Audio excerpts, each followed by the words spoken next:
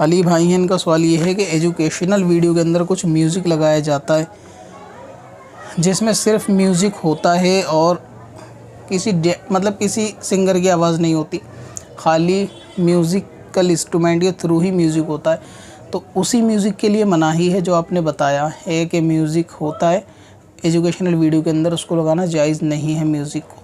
और अगर म्यूज़िक ना होता, सिर्फ सिंगर की आवाज़ होती, तब तो काम चल भी जाता कि कोई ऐसी चीज़ है कि बंदा कोई शेर बोल रहा है उसके अंदर म्यूज़िक नहीं है, तब तो एक गुंजाइश थी। लेकिन म्यूज़िक जो आपने बोला ना कि आदमी की आवाज़ नहीं है, खाली म्यूज़िक है, उसी के लगाने की इजाज़त नहीं है।